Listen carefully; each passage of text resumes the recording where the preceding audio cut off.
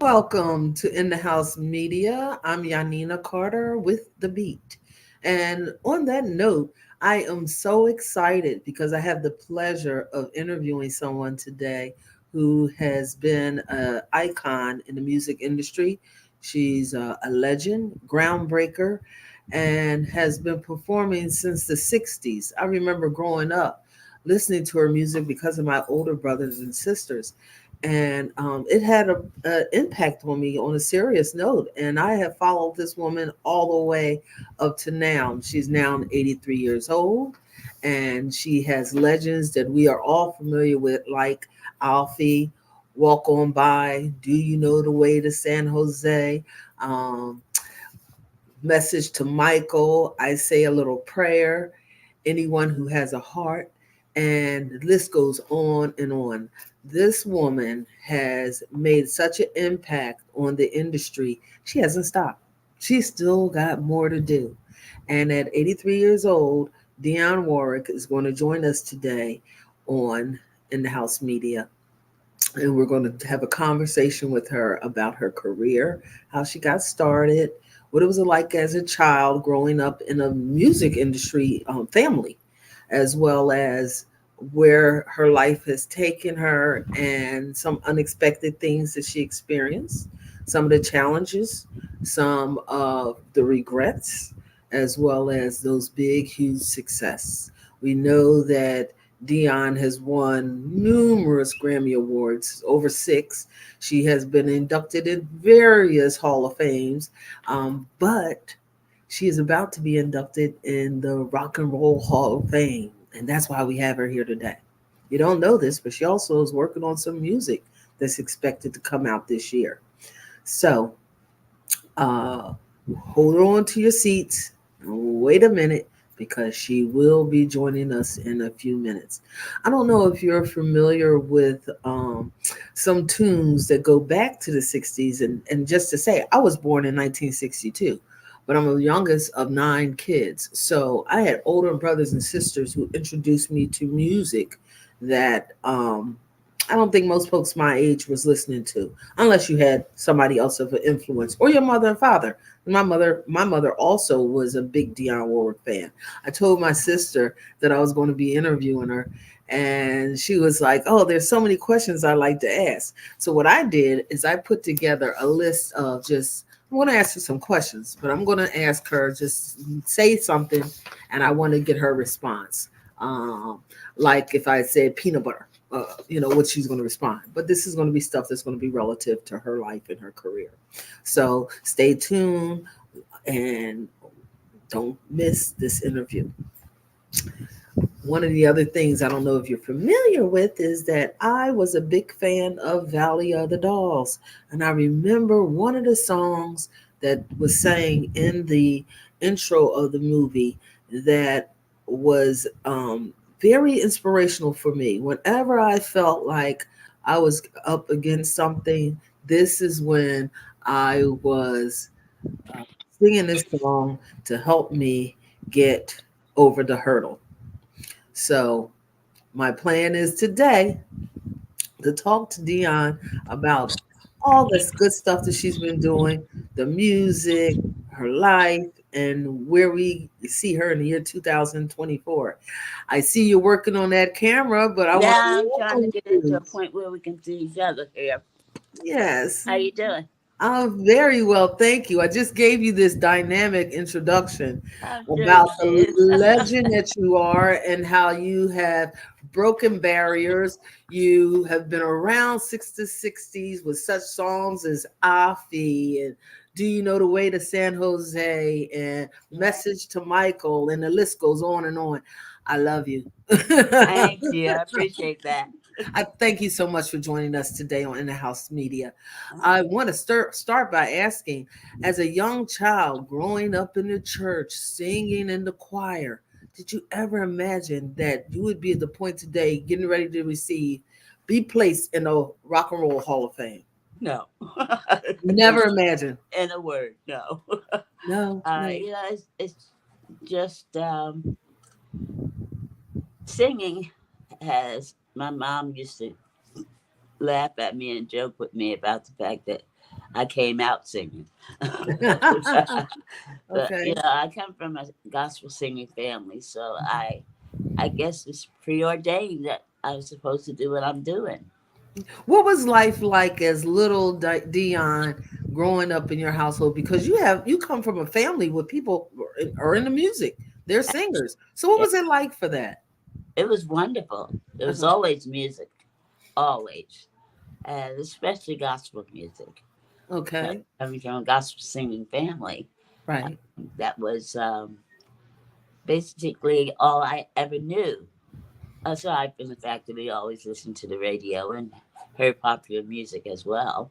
Hmm. But gospel was and still is my first love. I love that. Who were your people that inspired you musically as well as your family, of course? Oh, wow. As a Uh, young person, you had to be inspired by somebody who's listening to oh, on the yeah, radio and all that good stuff. absolutely. The first person that comes to mind is Sarah Vaughan. Oh, My okay. mother went to school with her. So I was around her an awful lot. And Wow. who Okay. better to be inspired by? I know. I know. You know, I had the extreme pleasure of getting to know Ella Fitzgerald. Okay. And one of my main mentors was Lena Horne, Oh, Diane Carroll. So all the I powerful had the women. creme de la creme, I know all the powerful women that right? were out there. I love it. So I know that you were singing with your sisters, your family. You came up with a group. Yeah, What is it? Drinkable? What's it? the gospel airs, Not okay. The gospel airs, but I was also thinking about Drink It Sisters. the drink garden singers. Yes, it's That's how. my mother, and her siblings. Um, they were renowned, which I'm thrilled to be able to say. Okay. The first gospel group to perform at the Newport Jazz Festival with Mahalia Jackson. Mm. The first black gospel group to record on RCA. So I'm come from some good Good stock. stuff. I know. Now, going from singing with a group and then going solo, how did that actually happen? How did you go into your solo career? Uh, the group was doing a background session, um, background with, of all people, the Drifters, Hmm. and the song was written by Burt Bacharach and Bob Hilliard. Um, and I usually joke and say that I must have been singing too loud because Burt approached me after the session was over and asked if I would be interested in doing some demonstration records on songs he would be writing with a new songwriting partner, Hal David. Okay. And I said, of course, that'd be wonderful. And it was a good thing because those funds that I was able to earn doing more background work and demonstration records helped put me through college. Okay. Okay. That was important. Yes, it was quite But, important. but didn't would you say that Bert was the one who changed your life and took you to a whole nother level? It wasn't only Bert, there's Hal David. And Hal Davis. Yeah, You're of absolutely course, right. I gotta give Hal Davis. They were they, your writers, yes, right? they were. Hmm. And I usually tell people, you can't forget Hal David. If Hmm. you did, we'd all be humming. He gave me those incredible words to give to people's ears. Uh-huh. Um, I think we all kind of helped each other change each other's lives. Okay. We each had something to bring to the table, and we eventually were known throughout the industry as the triangle marriage that worked. Mm. Bert with beautiful melodies, Hal with the most incredible lyrics for me to get to your listening ear. So I think we all kind of changed each other's lives. I think you're absolutely right about that. Um, so going on to this big career in the '60s, it was a little different for African Americans in that business. Yeah, And I wanted to ask you, what was it like for you being in the industry at that time period? What were some of the challenges that you faced? I think my first tours of the southern region of our country. Hmm. It was quite interesting, coming from New Jersey and not really feeling any of what was going on south of Washington, D.C. Um, I had no clue as what we were facing there. And it was, I considered it kind of on the stupid side. I still do. Okay. The reasons for the kind of hatred and disenfranchisement that black people have been are still being put through. Hmm. Um, and that word, stupid, is probably the ugliest word I can use for that kind of a situation. Because I Hmm. find it really nonsensical. It does not make sense. Especially when all the suntan lotion is being bought by white folks trying to get to be the color that I My am. skin. Yeah. Yeah. Yeah, yeah, and the music. I mean, they're listening to music. They're dressing like African Americans. It's like, why is there any hatred? Why don't we get along? Um, Exactly. but Exactly. I know that during that time period, the KKK was prevalent. You're on the road, traveling. I know they had the books that you African Americans could stop at where they were safe, and there's areas that weren't. What were some of the things you might have experienced? I didn't really experience too much. That's good. You know, I and being who I am, I mean, I always voice my opinions and engage in conversation. I think it's the only way we're going to get anything done.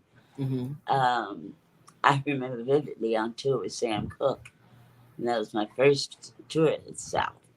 And we were at a Coliseum, and I was doing my sound check. And after sound check, I went up to the front of the Coliseum to drink some water out of the water fountain.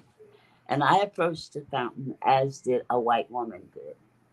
And we both bent to drink at the same time. There was a black side, there was a Negro, it was called, Okay. and a white side.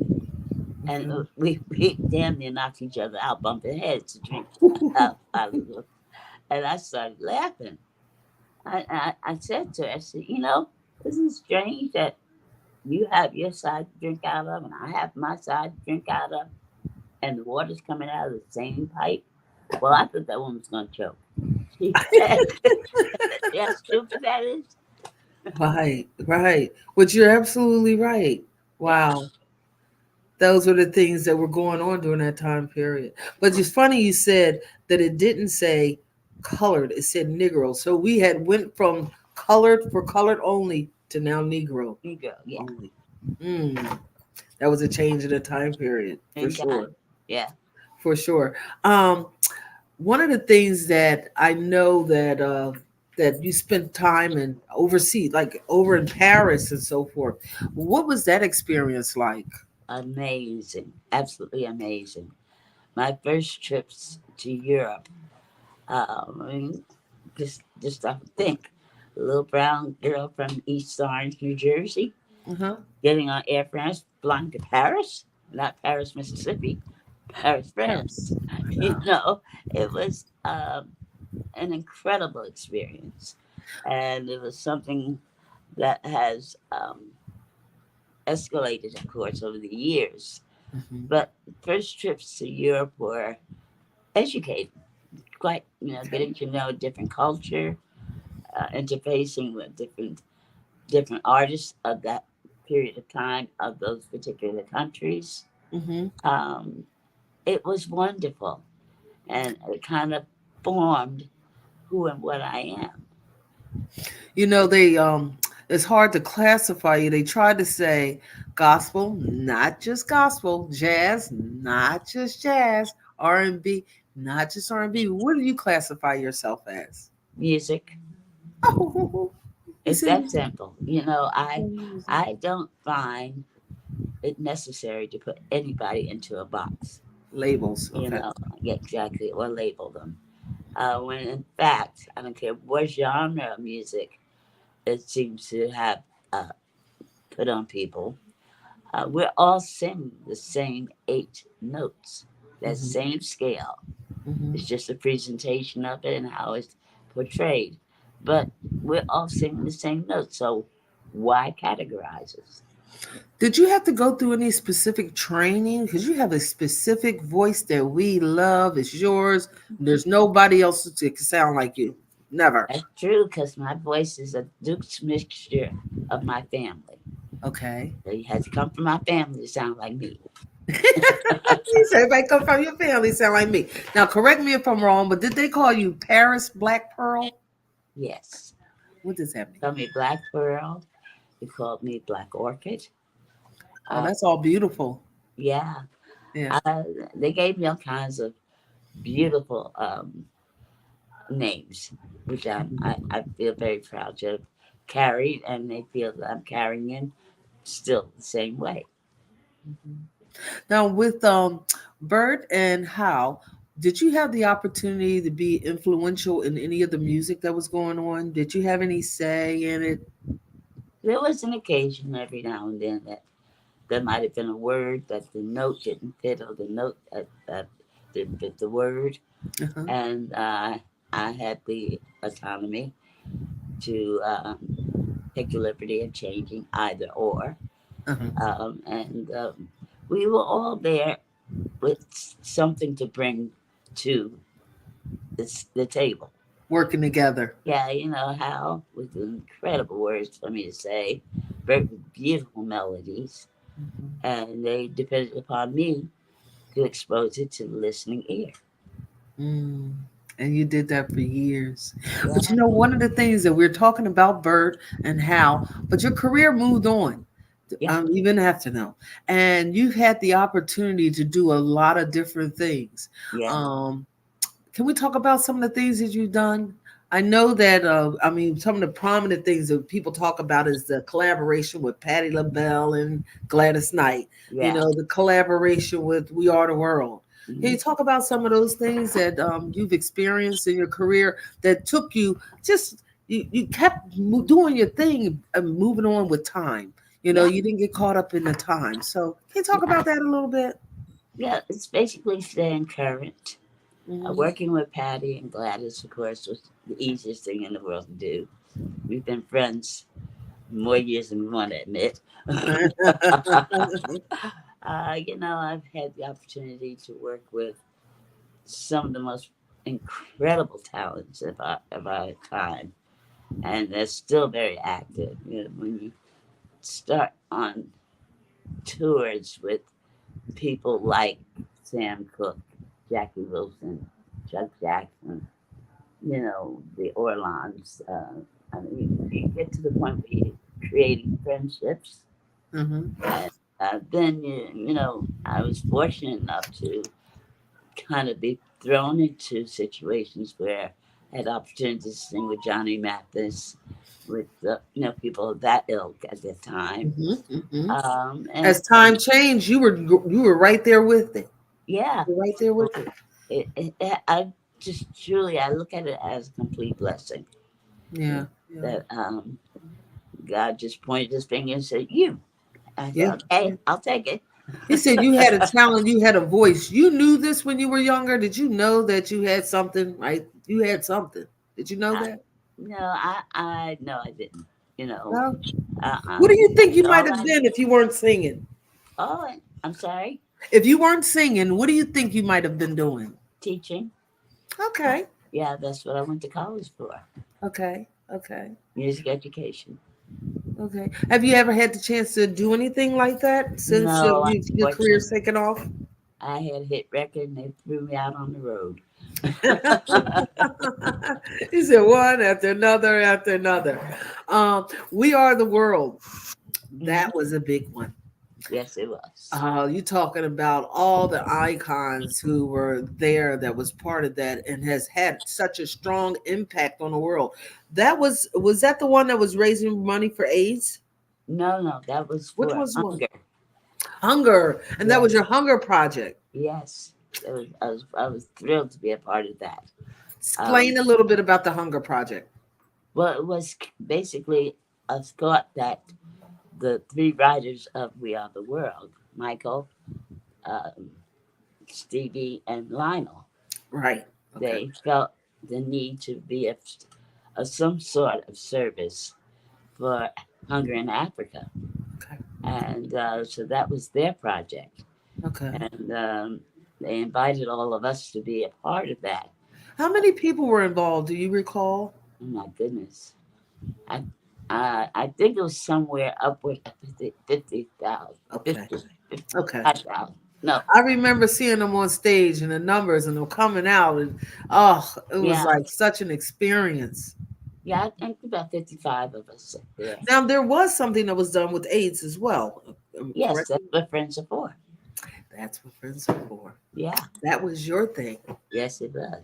Tell us a little bit about that project. Then I was calling on my friends who fortunately happened to be available, Gladys, Stevie, and Elton. And when I called them to be a part of this project, I mean, it was an immediate where and when, what time. Is all. And That's it. that's all it was necessary. You see, we all felt that if our talent was going to help stem this madness that nobody knew what was, Mm-hmm. um, and help those that we could possibly help with our talent, why not? Mm-hmm. So they all said, yeah. And thank God, everybody who has purchased that particular song is making me feel even better every time I talk about it. I That every know. single dime of that sells on that recording goes directly to Amphar.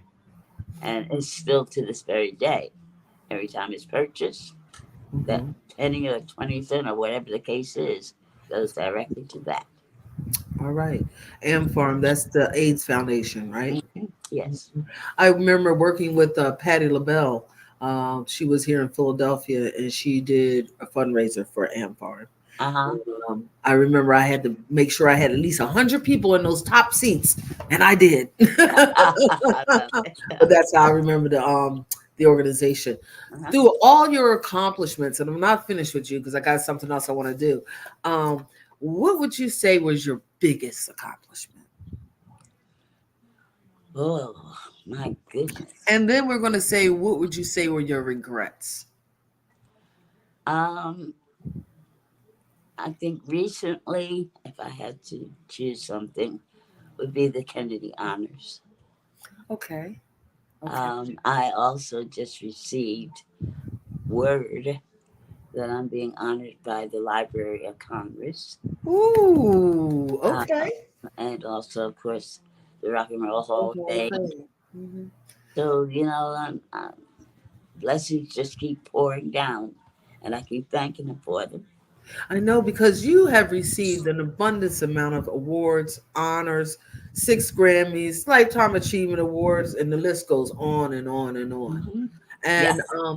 that's because not only is it about your music, but it's also about what you do on the side because you are a community organizer and you have some different foundations. What is that? The Goodwill Ambassador? Tell me Yeah. about some of those things that you're involved in. I am still to this day, as far as I know, I am still the ambassador of health for the United States, the Okay. only one that has ever been appointed. That was appointed by President Reagan. Okay. I was going to ask you by who. Okay. An ambassador for the UN, the Okay. Okay. Food and Agriculture Organization Station. part. Hmm. Um, and I've been asked to be Goodwill Ambassador for 9,000 others. You said 9,000 others. Well, one of the things you didn't mention is Dionne Warwick Day. Ah, well, May 25th is Dionne Warwick Day at Lincoln Elementary School. That's your hometown. Is yeah, that where you went to school? that's where I started school, kindergarten to sixth grade. Okay. And Okay. it is now the Dionne Warwick Institute. It's been Ooh. It's the Institute of, what is it? ec- ec- uh, Economics? economics and entrepreneurship. Okay. Yeah. So have you gone back? I assume you've Oh, gone back. absolutely. I go back as often as I can. Uh-huh, uh-huh. Those are my babies. All right now. I love it. I Yeah. love it. I want to play this little game with you. It's not a game, but I just want to ask you a couple questions. Can you hold just 1 second? Sure. I have to go get my charger. My phone is saying you're getting ready to go Okay. blank. Okay. Hold on a second. I'll be right back. All right. As you see, we're talking to Dionne Warwick, um, the infamous Dionne Warwick, who has made such great music that we've been loving for years. She has a new project coming up, and I haven't had a chance to talk to her about that. But that's one of the big things that we're going to be talking about. And of course, you know her from "I Say a Prayer to You," "Anyone Who Have a Heart," "Message to Michael," "Afi." She sang in "Valley of the Dolls." We have music from "Do You Know the Way to San Jose," "Walk On By," and the list goes on and on. As she is now 83 years old, she's still Yeah. doing her thing. She's still doing her thing. And I want to talk to her about a couple of things before I go through my little list of one words that you can say about someone. And that is, we want to. Good. I was just giving them an overview of who you were and what we've been talking about. Okay. Um, Uh-huh. Okay. I know that you have a big project coming out. You have a project you've been working on now for Yeah. 2024, Dion. And I know you're trying to get your Yeah. camera back. Okay. What the world needs Yeah. now. Tell me about that. What the world needs now, your It new is project. a book. It's a book, uh, and it'll be a coffee table book. We're finishing that up. I just finished up. I wanted to do a gospel CD, and Oh, then okay. I thought about that. Although there are a couple of gospel songs on the CD, but I decided instead of just a flat out gospel CD, let's do some songs of inspiration because that's what our world needs right now. We need to be inspired. We Right. need to hear words of joy and happiness and inspiration and love, Right. happiness. And those are the words that are not being given in some of our music today for whatever reason. Yeah. So I decided we're going to do a song. We're going to do a CD of inspiring songs, and I'm so happy with it. I'm doing duets on it. I did a Mhm. duet with Reverend Donnie McClurkin, Okay. and I did one with B.B. Winans, Mm. Jennifer Hudson, Okay. Dolly Parton, and, Mhm. and it's called Songs of Inspiration. I love it. Yeah, When can we expect it to be out? it should be. In fact, it's being mastered now, Okay. so Okay. it'll be very soon. So wait a minute, you're talking about music and a coffee book. Yeah, Oh, so you got two projects going on here. yeah. Gotta keep busy. I love it. I love it. And you just keep going on. I saw that you had did some kind of collaboration with Chance the Rapper. Yeah, that was early on. Uh-huh. Um, he, ironically, we got involved with each other because of Twitter. Mhm. I got Miss Queen Twitter. I already heard about that, but go ahead. And he responded to Okay. what I put on Twitter, Mhm. and finally got to talk to each other. Okay. And we decided that let's do something together, and we recorded together. Mhm. He's a wonderful young man. Mhm. I got to know his family, and he's just very special. He really is. I He love. does some good stuff too. Yeah, That he's a you talk good, about. good artist. Good artist. Yeah. If you had a chance to work with somebody else, like some other artists, who would you like to work with? Oh, eventually it's gonna happen. We've been procrastinating about this for years. Who? But Earth, Wind, and Fire, we finally said Oh, yes, we're gonna do it. right. So that's gonna be happening very soon. Earth, Wind, and Fire. Yeah, Nice. yeah. I'll be the one telling people. I'll be the first. Okay. All right. I'm going to say a couple of things and I just want you to respond. Just tell me what you think about them. Like example, Burt Bacharach and Hal Davis. Two of the most prolific songwriters of our time. Mm, They are truly Hall of Famers. I love it. Whitney Houston. The best singer I ever heard. I know. I love her and miss Yeah, her dearly. But her music lives on and on and on. that's So, right. Miss Cleo. Ah, Is yeah. What can you say about her? that a information infomercial? How'd you get involved with that? Basically, it was a period of time where my recordings were not being heard. Okay. It was a period where disco music had taken over the airways, Hmm. and it was a way to earn a living. I made a very good salary. And you did that for several years. What, like 5 or 7 years? No, no, we're actually less than that. It was about 3 years. 3 years. Okay. Yeah. Okay. So hey, you did what you did. Well, how about this one? Mass Singer. I loved you on that.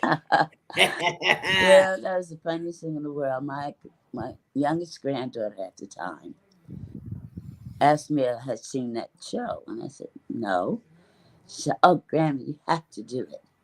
I said, "I do." She said, "Yes, it's a wonderful show." I said, "Okay."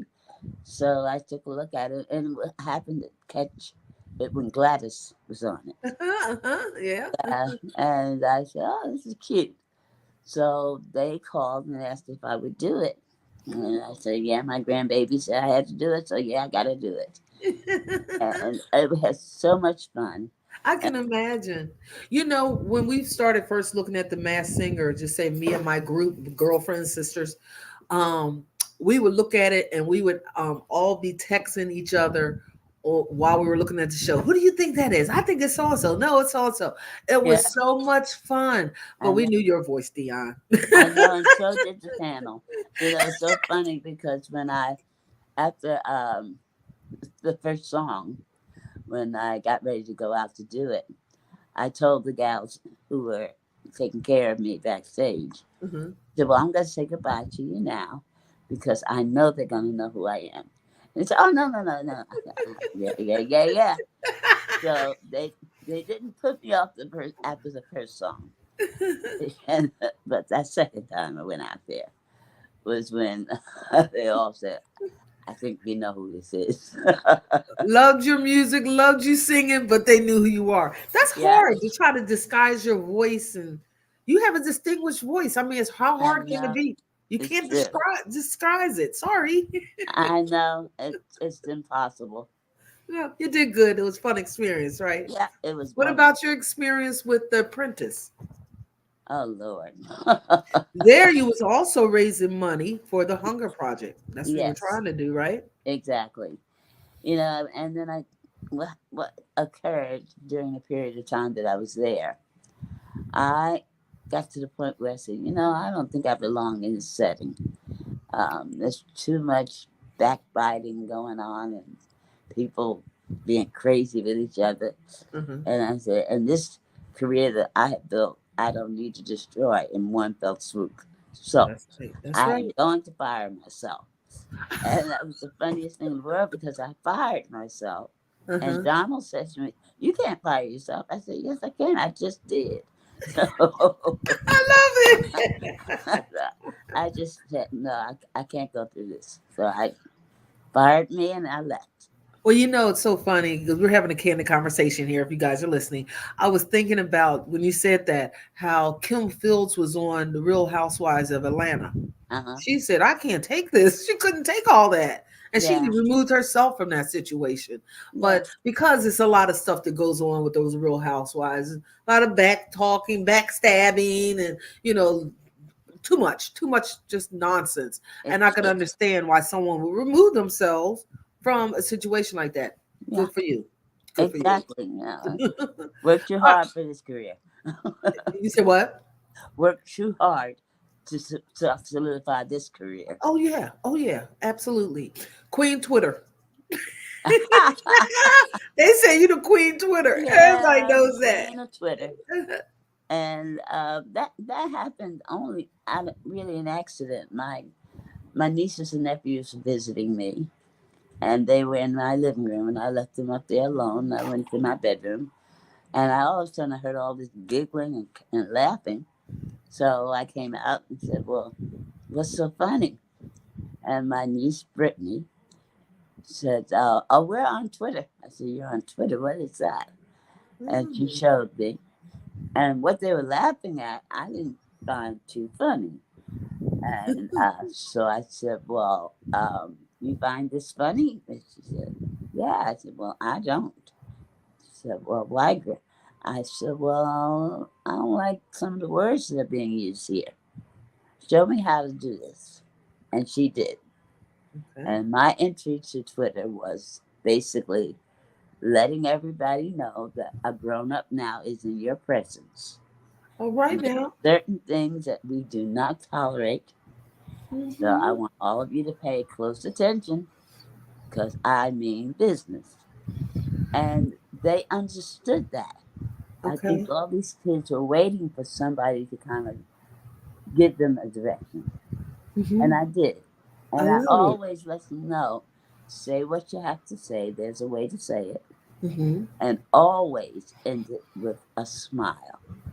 You Oh. know, and then, because I love to smile. I love laughing. Hmm. Hmm. And they all started feeling that I was a comedian because I just say some of the funniest things. Some of the stuff that comes out of my mouth, it surprises me sometimes. I love it. The Queen of Twitter. We have her Hmm. right here.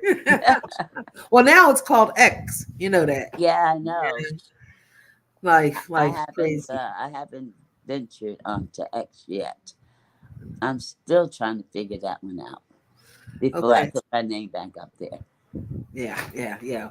We miss you. You got to come back. Yeah. So I've asked you so many questions, and I'm going back to the one last question that I asked you, and that was, do you have any regrets Regrets? in your No, career? no, Okay. not one.